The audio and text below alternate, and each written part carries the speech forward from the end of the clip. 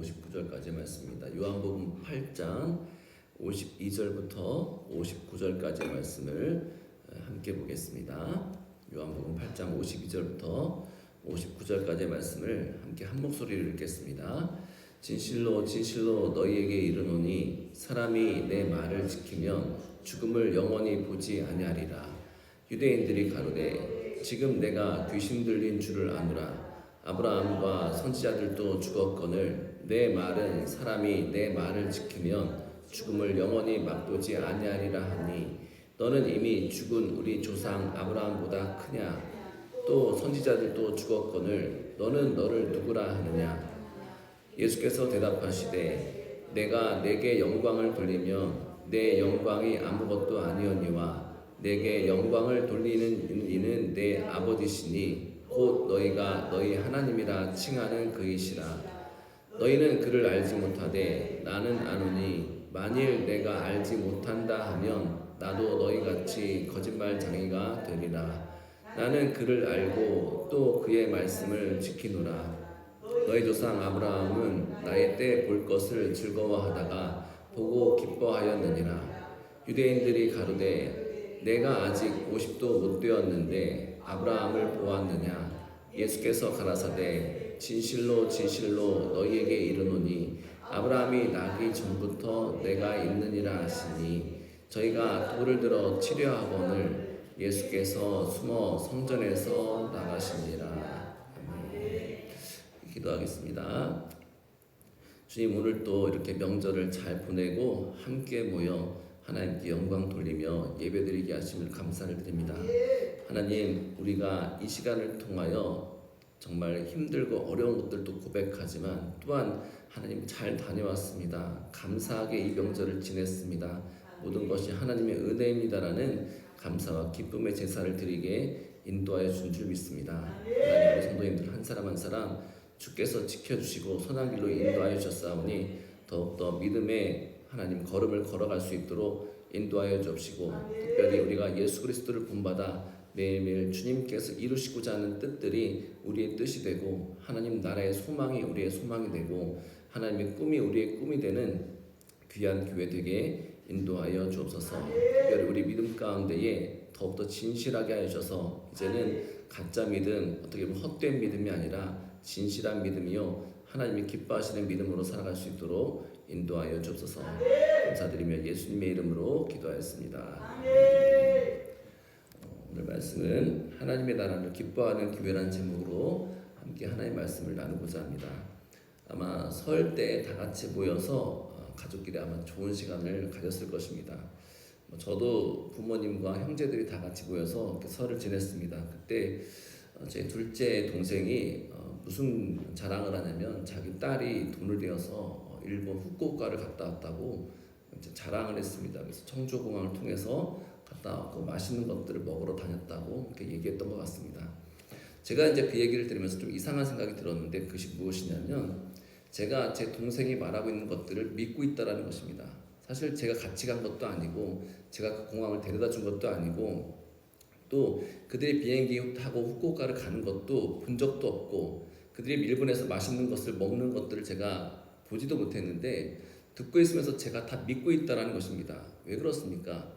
우리가 우리 주변에 있는 사람들, 믿을만한 사람들, 내 친구나 내 친척이나 내 이웃들이 하는 말들을 우리가 그 사람이 믿을만하면 그 사람이 하는 이야기들이 믿어지기 때문에 그렇습니다. 아마 같은 마음을 하지 않을까 싶습니다. 근데 이것이 무엇이냐면 바로 믿음이라는 것입니다.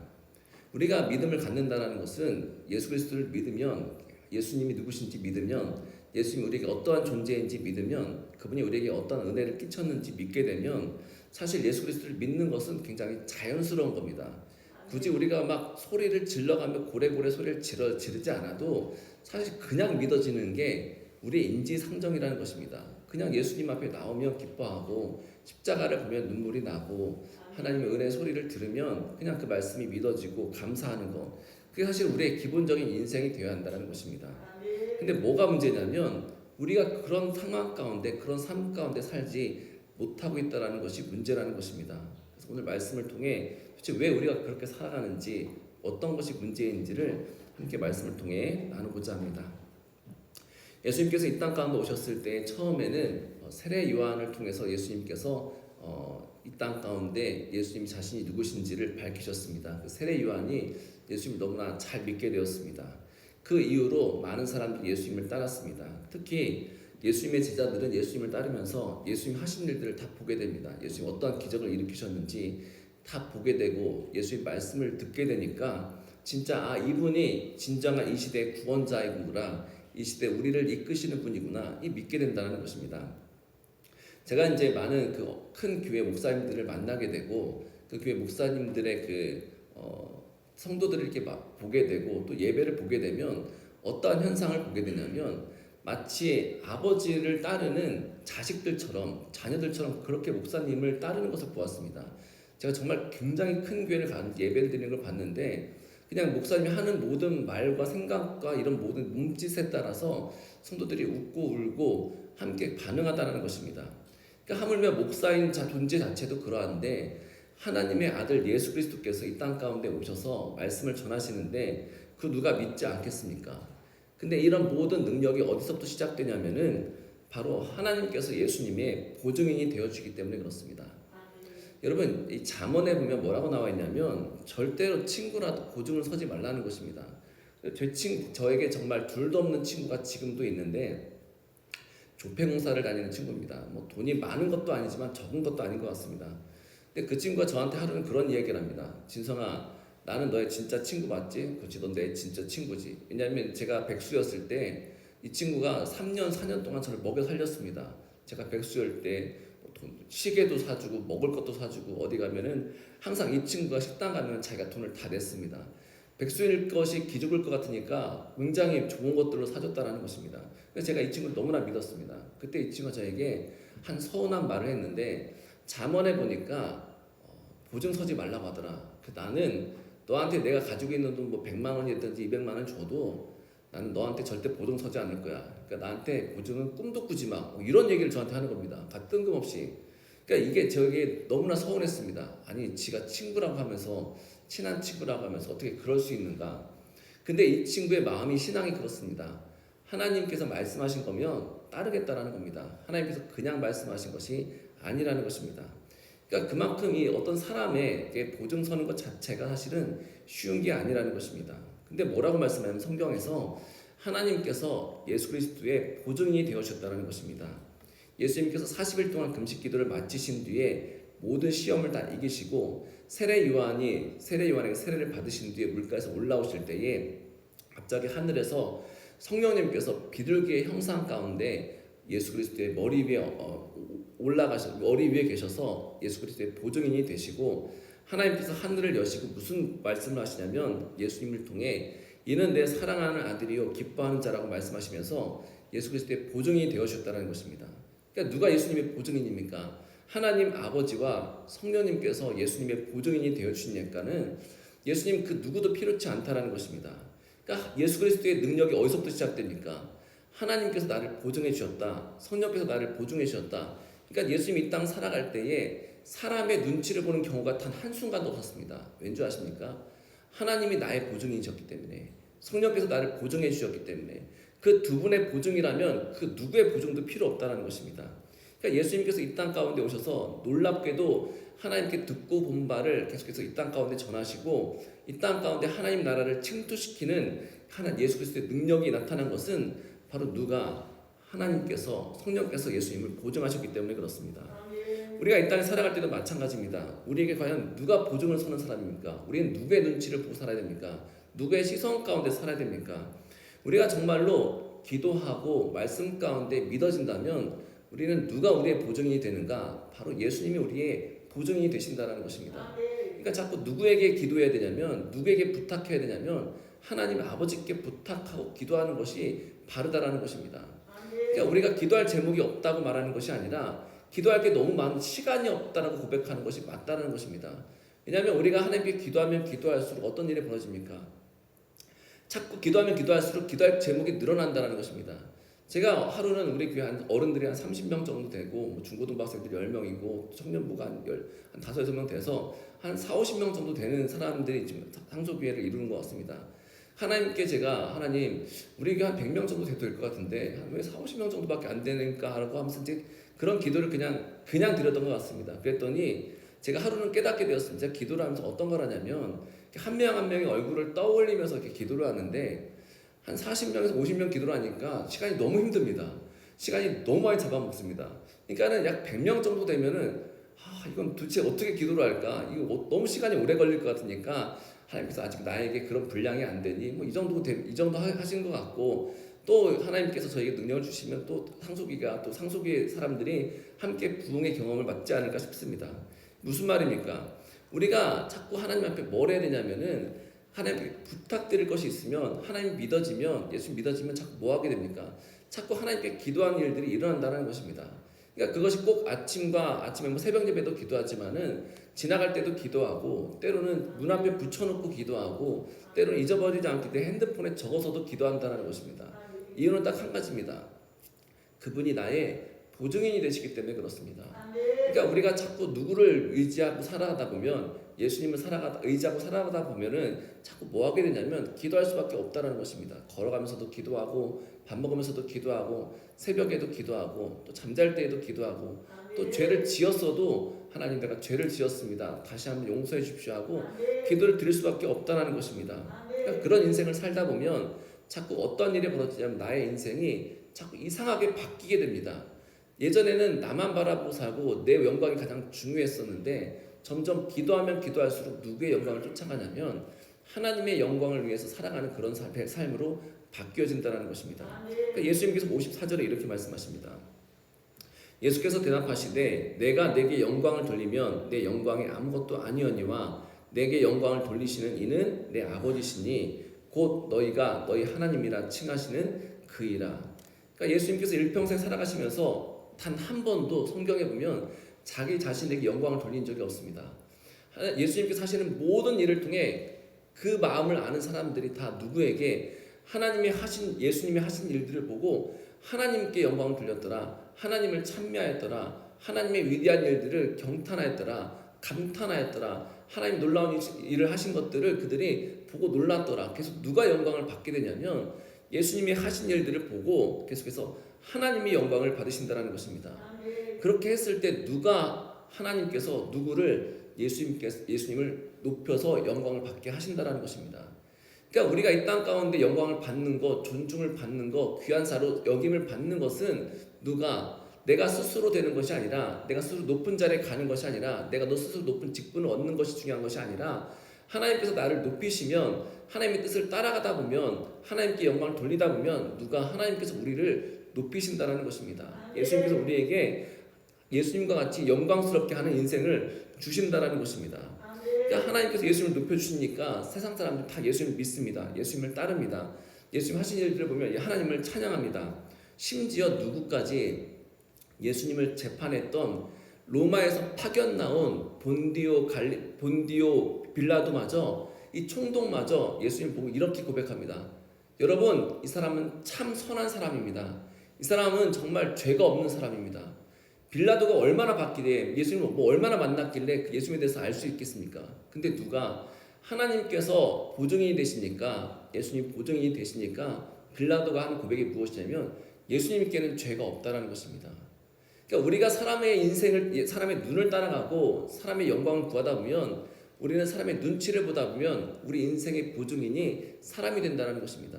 하지만 우리가 정말로 예수님을 나의 구주, 나의 하나님으로 믿고 의지하면 하나님께서 나를 인정해 주시니까 사람들도 우리를 인정하게 된다는 것입니다. 그러니까 반드시 우리는 세상이 아니라 하나님이 우리의 보증인이 되시고 예수 그리스도의 우리의 보증인이 될 수 있도록 계속해서 주의 뜻 가운데 살아가는 것이 가장 중요하다는 것입니다.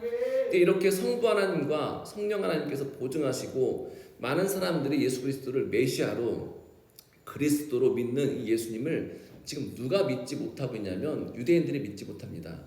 지금 이 전전 설교에 보면 이 유대인들이 어떤 사람들이었냐면 예수님을 믿는 사람들이었습니다.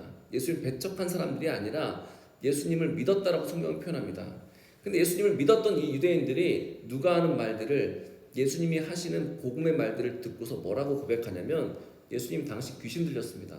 이렇게 고백한다라는 것입니다. 왜 그렇습니까? 딱 하나의 이유 때문에 그렇습니다. 그들 가운데 진실한 믿음, 하나님을 향한 진실한 믿음, 진짜 믿음이 없었기 때문에 그렇습니다. 그들이 하나님 믿는다고 하였지만은 그들이 믿는 믿음 가운데 불순물이 있습니다. 왜곡되어 있습니다. 그들이 예수 그리스도를 믿는다고 하지만 그 믿음이 전부가 진짜가 아니라는 것입니다. 만약 그들이 진짜 믿음을 갖고 있다면 그들은 절대로 예수님께 당신 귀신 들렸습니다라고 이런 헛소리를 하지 않을 것입니다. 구원의 약속 모든 것들을 이루어 가시는 예수님, 실제로 이 땅 가운데 구약에 있는 모든 말씀의 약속들을 하나하나 이루어 가시는 예수님의 행적을 보면 그들은 예수님을 신뢰하는 걸 넘어서서 예수님을 떠받들어야 됩니다. 어떤 일이 있었냐면 사도행전에 보면 바울과 바나바가 루스드라는 도시를 갑니다. 루스드라는 도시를 가서 복음을 전하는데 거기에 누가 있었냐면 나면서부터 앉은뱅이가 있습니다. 평생 걸어본 적이 없는 그런 앉은뱅이를 보게 되었습니다. 그리고 그 앉은뱅이를 불쌍히 여겨서 고쳐주었습니다. 그때 거기에 모였던 모든 대중들이 뭐라고 고백하냐면 이 바울과 바나바는 신이다. 신의 형상이 우리에게 내려왔다. 그래서 이 사람들은 제우스다, 이 사람은 헤르메스다 하면서 이 바울과 바나바를 신으로 추앙해서 제단을 쌓으려고 했습니다. 단 하나의 기적을 보아도 저 정도인데 성경에 보면 예수님의 기적과 이적은 이루 말할 수 없다라고 표현합니다. 예수님이 행하신 일들을 다 성경을 이렇게 다 기록한다면은 쌓다 못해서 쌓아둘 것이 없다라고 증거한다는 것입니다. 근데 그걸 누가 다 보고 있습니까? 유대인들이 다 보고 듣고 만진바되었다는 것입니다. 그럼에도 불구하고 그들이 예수 그리스도를 믿지 못한다는 것입니다. 왜 그렇습니까? 그들은 예수 그리스도의 말씀보다 예수 그리스도의 복음보다 누구의 생각, 나의 생각이 더 중요하다는 것입니다. 누구의 의견, 나의 의견이 더 중요하고 믿게 된다는 것입니다. 그들은 예수님의 왕국보다 하나님의 나라보다 지금까지 내가 쌓아온 나의 왕국이 더 중요하기 때문에 예수님을 믿지 못한다는 것입니다. 나의 명성이 중요하고 나의 자존심이 중요하고 나를 지금까지 이뤘던 껍데기가 더 중요하기 때문에 예수님을 믿지 못하는 상황 가운데 이르렀다는 것입니다. 여러분, 믿음이라는 것은 나라는 이 존재, 이 정체성의 껍데기를 깨는 것에서부터 시작해야 됩니다. 내가 지금까지 믿고 내가 지금까지 보고 내가 지금까지 들었던 모든 것들을 다 깨어버리고 나라는 껍데기를 깨어버리고 누구의 말씀이 예수 그리스도의 말씀 안으로 우리가 들어가야 됩니다. 때로 그것이 우리 눈에 불확실하게 보여도 예수 그리스도 안에 들어가면 그 이름을 믿게 되면 예수님께서 우리에게 보여주시는 세계가 확실하다는 것입니다. 분명하게 보인다는 것입니다. 그래서 우리가 예수 그리스도를 믿게 되면 믿게 될수록 어떤 일이 벌어지는지 아십니까? 생각이 심플해집니다. 복잡하지 않습니다. 단순해지기 시작합니다. 왜 그렇습니까? 우리의 마음 가운데 생각이 번잡하다는 것은 우리가 너무나 많은 것들이 불확실하기 때문에 이 생각도 하고 저 생각도 하고 이 생각도 한다는 것입니다. 근데 하나님께 우리가 예수 그리스도를 믿으면 어떤 일이 벌어지냐면 가는 길이 분명하게 보이고 믿어야 할 분이 분명하게 보이기 때문에 생각이 단순해진다는 것입니다. 그리고 내가 가야 될 바를 분명하게 알게 된다는 것입니다. 그래서 히브리서 11장 1절에 이렇게 말씀합니다. 믿음은 바라는 것들의 실상이요 보지 못하는 것들의 증거라고 말씀하십니다. 이 땅의 모든 불확실한 상황 가운데서 예수님 안으로 들어가니까 예수님을 믿어보니까 모든 것들이 이제는 실제로 이루어질 것을 내가 믿어진다는 것입니다. 왜 우리가 기도합니까? 우리 기도할 때 가장 중요한 것은 그래서 믿고 기도하는 것이 가장 중요하다는 것입니다. 그냥 기도하는 것이 아니라 부르짖어도 하나님께서 신실하신 분인 걸 믿습니다. 하나님 놀라운 분이신 것을 믿습니다. 하나님 내 인생을 구원하신 분이시지 않습니까? 내가 그 하나님을 믿습니다. 그래서 나는 기도하고 이것을 구합니다. 이것을 바랍니다. 이것을 요구합니다. 그러니까 자꾸 우리 인생 가운데 필요하고 핍절되고 부족한 것들을 누구에게 하나님께 자꾸 부탁하고 기도할 수밖에 없다는 것입니다. 왜 그렇습니까? 우리 인생이 불확실한데 하나님 안에 확실한 것이 있기 때문에 그렇습니다. 하나님을 보니까 모든 것들이 분명해지고 확실해지기 때문에 그렇습니다. 누구 때문에 이런 일들이 일어납니까? 바로 예수님 때문에 일어났다는 것입니다. 그러니까 우리 중고등부 청년들, 특별히 이 땅 가운데 내 꿈이 없는 친구들이 자꾸 누구에게 예수님께 물어보십시오. 그리고 예수님께 응답을 받으십시오. 제가 기도원에 들어갔을 때에 한 3개월 정도 기도원에 있을 때에 제가 어디를 가야 될지, 사업을 해야 될지, 직장을 가야 될지, 선교사로 가야 될지 도무지 답이 보이지 않았습니다. 3개월을 예배를 하루에 5시간, 6시간 혹은 9시간씩 들었는데도 응답이 오지 않습니다. 계속해서 사람들에게 묻습니다. 여러분 어떤 유명한 목사님이 오시면 목사님 제가 뭐를 해야 될까요? 직장을 해야 될까요? 사업을 해야 될까요? 그때 가장 중요한 그 목사님 가운데 가장 유명하신 분이 저에게 뭐라고 말씀하시냐면 너의 응답은 네가 받으라는 것입니다. 네가 기도해서 너의 응답은 하나님께 너 자신이 받으라는 것입니다. 하나님께서 우리 모두에게 하나님의 말씀을 하나님의 약속을 반드시 주신다라는 것입니다. 그래서 저는 그 약속을 믿고 끝까지 기도했더니 주께서 주시는 응답이 있었다라는 것입니다. 제가 그때 목사도 아니었습니다. 신학생도 아니었습니다. 아무것도 아니었습니다.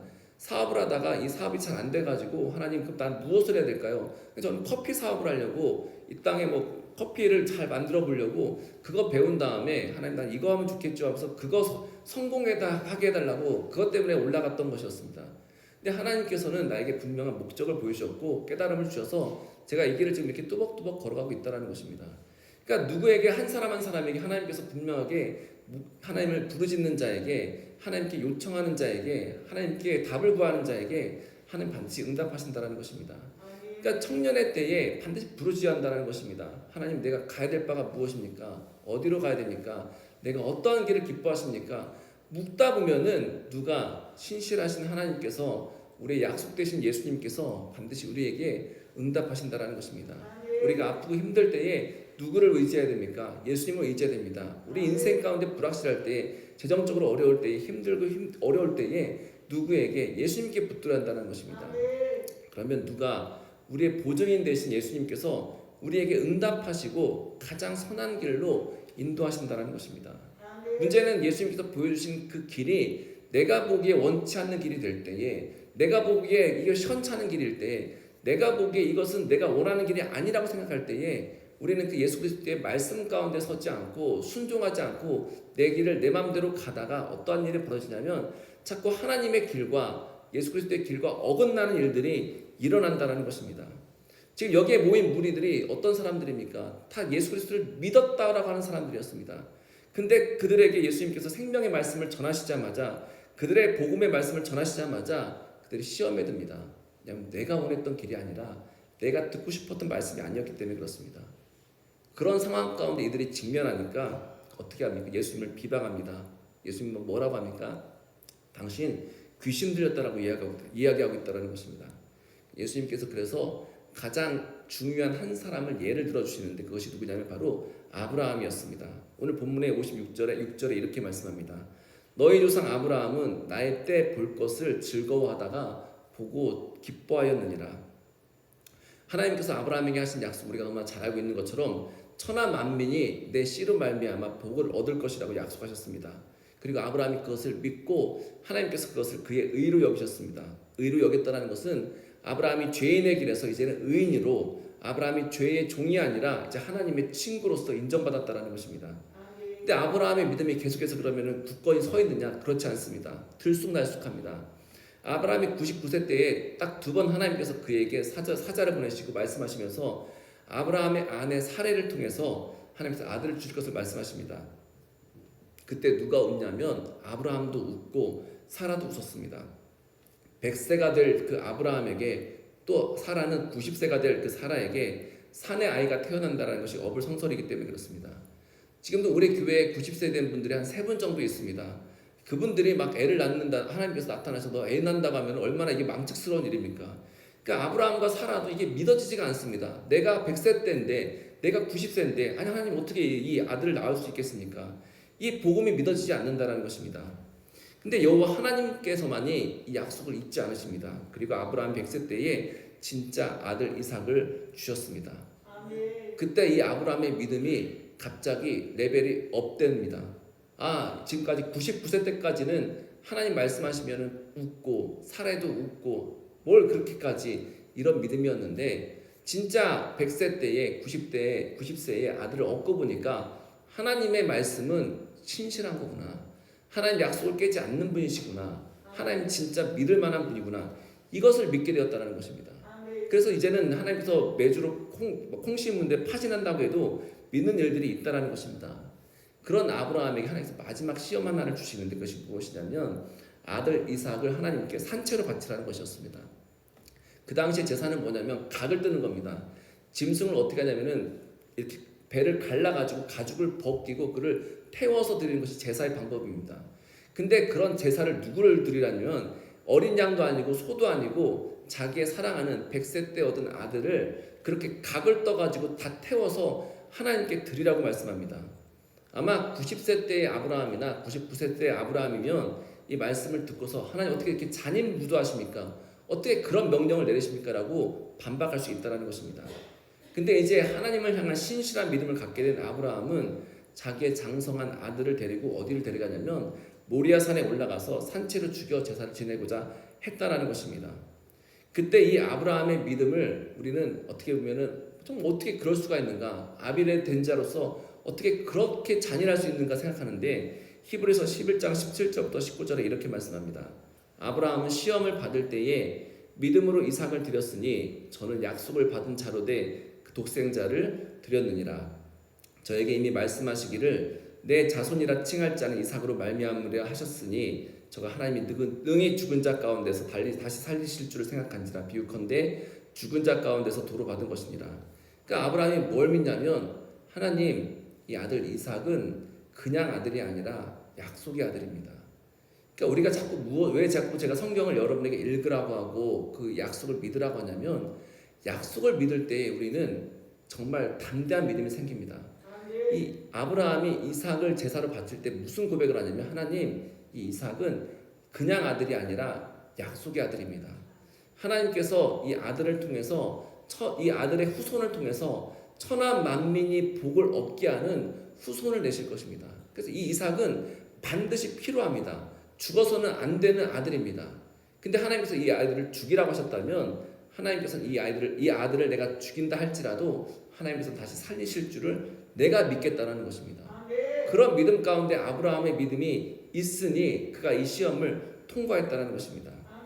더 놀라운 것이 무엇이냐면 아브라함의 믿음이 자기라는 나라는 정체성을 깨고 나옵니다. 이제 아브라함의 믿음은 나의 가족 그리고 나의 아들에서 넘어서서 무엇을 기뻐하냐면 하나님의 아들, 하나님의 약속하신 아들 이삭을 통해서 누가 하나님의 아들이신 예수 그리스도 이 땅을 복으로 구원하실 분, 하나님의 축복 가운데 인도하실 분, 그 어떠한 분이 이 아들 이삭을 통해서 나타날 것이고 그리고 그 아들을 통해서 어떠한 나라가 하나님께서 디자인하시고 하나님께서 세우신 하나님의 나라를 만들어 가실 것을 그가 믿었다라는 것입니다. 이게 바로 히브리서 11장에 나오는 아브라함의 믿음이라는 것입니다. 히브리서 11장 10절에 이렇게 말씀합니다. 이는 하나님의 경영하시고 지으실 터가 있는 성을 바랐습니다. 믿음의 모든 조상들이 바로 그것을 바란 겁니다. 하나님께서 디자인하신 나라, 하나님께서 지으신 나라, 하나님께서 통치하시는 나라, 하나님께서 다스리시는 나라를 지금 믿음으로 기대하면서 기뻐했다라는 것입니다. 저는 이 말씀을 들을 때마다 너무 멋지다는 생각이 듭니다. 어떻게 보면 2000년 전에 아브라함의 인생 가운데 하나님께서 찾아오시니까 그가 이제는 나의 부족, 내 아들만 생각하는 그런 믿음에서 나라는 정체성을 뚫고 나와가지고 나라는 껍질을 뚫고 나와서 이제 무엇을 바라보게 됩니까? 열방을 바라보게 된다는 것입니다. 온 민족과 온 나라와 온 세계가 누구의 복 가운데 하나님의 복 가운데 임할 것을 기뻐하면서 즐거워했다는 것입니다. 아, 진짜 이 나라 가운데 이 민족 가운데 하나님 임하시겠구나. 아, 이 나라가 지금은 싸우고 폭력과 어떻게 보면 서로 싸우고 경쟁하는 이 모든 나라들이 하나님의 이삭을 통해서 주시는 하나님의 백성을 통해서 하나님의 자손을 통해서 이 나라가 이제는 하나님의 온전한 나라가 이루어지겠구나. 그래서 기뻐하며 바라며 즐거워했다는 것입니다. 그러니까 나라는 존재를 넘어서서 이제는 무엇을 바라보게 되냐면 하나님께서 꿈꾸시는 나라를 함께 꿈꾸게 되었다는 것입니다. 하나님께서 디자인하신 나라를 함께 바라보게 되었다는 것입니다. 이게 우리에게도 동일하게 일어나기를 간절히 소망합니다. 마태복음 6장 33절에 먼저 그의 나라와 그의 의를 구하라는 것은 우리가 우리라는 나라는 나의 가족이라는 정체성을 뚫고 나올 때에 바로 그 나라가 임할 수 있습니다. 내가 나의 나라만 바라보고 있다면, 나의 껍질만 바라보고 있다면, 내 생각만 바라보고 있다면 우리는 절대 이 믿음 가운데 더 이상 레벨업 할 수 없다는 것입니다. 하지만 우리가 정말 예수 그리스도 앞에서 진짜 믿음을 갖게 되면, 진짜 예수님을 바라보게 되면 예수님께서 우리에게 자꾸 어떠한 꿈을 꾸게 하시냐면 아브라함이 꾸었던 그 꿈, 온 천하 만민이 너의 씨로 말미암아 복을 얻게 될 것이다. 예수 그리스도로 말미암아 온 열방과 온 세계가 다시 하나님께 돌아오게 될 것이다. 온 열방이 이제는 슬픔과 회환과 분노와 어떻게 폭력 가운데 있던 나라들이 평강과 하나님의 희락과 기쁨이 넘치는 나라로 변화될 것이다. 이 기쁜 소식 가운데 그들이 사로잡혀 있었다는 것입니다. 근데 문제는 뭐냐면 이 소식이 유대인들에게는 뜬구름 잡는 소식과 같다는 것입니다. 예수님 말씀하시는 이 복음의 기쁜 소식들이 단 한순간도 현실성 없는 그런 소리로 그냥 더 심하게 말하면 마치 귀신 들린 자의 헛소리로 치부했다는 것입니다. 그러니까 이 헛소리로 들려는 이 하나님의 말씀을 듣고 있으니 그들이 자꾸 뭘 하냐면 58절에 보니까 저희가 돌을 들어 치려하거늘 예수께서 성전에서 숨어서 나가시니라고 말씀했다는 것입니다. 예수님께서 자기의 정체를 드러내셨음에도 불구하고 내가 만든 나의 껍데기, 나라는 정체성, 내가 만든 종교성을 포기하지 않으니까 이제는 그들이 돌을 들어서 누구를 하나님의 아들 예수 그리스도를 죽이려는 것입니다. 이것이 바로 가짜 믿음의 실체입니다. 그리고 우리의 모습이기도 합니다. 예수 그리스도를 믿는다고 하지만 나라는 껍데기와 내가 쥐고 있는 현실을 꼭 쥐고서 놓지 못하는 우리의 모습들 가운데 내가 만든 세상, 내가 누리는 나의 왕국을 포기하지 못하니까 하나님 말씀에서 비롯된 믿음이 아니라 이제는 자꾸 어디로 내가 만든 종교라는 테두리 안으로 우리가 스스로 들어가기 시작하는 것입니다. 하나님 나라가 이 땅 가운데 임하셔서 한 사람 한 사람에게 이제 주의 복 가운데 주의 복을 전하여서 이제는 모든 사람들이 하나님의 나라와 같이 어린 양과 사자가 뛰어드는 세상, 그리고 독사굴에 손을 넣어도 물리지 않는 평화의 세상, 나의 원수된 자들이 나와 함께 기뻐하는 세상, 나와 부딪히는 자들이, 나에게 상처 주는 자들이 더 이상 나와 척을 지지 않는 세상, 평화가 임하는 세상으로 하나님의 나라가 이루어지는 것이 아니라 내가 나의 왕국을 만들고 있으니까 이제는 나의 생각과 나의 뜻이 이루어지는 나라로 변질되게 된다는 것입니다. 그래서 하나님께서 우리에게 뭐라고 말씀하십니까? 더 기도하라는 것입니다. 더 간구하라는 것입니다. 언제까지? 나의 나라의 껍질을 뚫고 나와서 누구의 나라가 이루어질 때까지, 하나님 아버지의 나라가 이루어질 때까지, 내 안에 하나님의 나라가 이루어질 때까지, 내 안에 헛된 생각과 헛된 사상과 나라는 껍질을 뚫고 나올 때까지 계속해서 하나님께서 우리에게 요구하시는 것은 기도하고 주의 말씀을 붙들라는 것입니다. 우리가 나이가 들면 들수록 어떤 일이 벌어지는지 아십니까?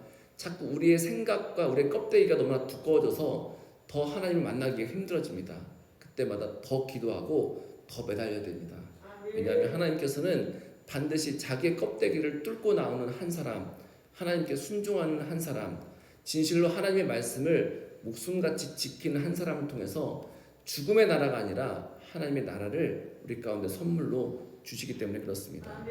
그런 말씀이 우리 가운데 임하여서 이제는 더 하나님께 붙들고 기도하다 보면 우리의 껍데기가 깨어지고 나의 사상이 깨어지고 나의 종교성이 깨어지고 나의 가짜 믿음이 다시 변화해서 진짜 믿음이 되고 세상 어떤 상황 가운데서도 두려워하지 않고 놀라지 않고 겁내지 않고 이제는 살아계신 하나님 안에서 나의 보증인 되신 예수님을 믿고 의지하는 귀한 인생이 될 것입니다.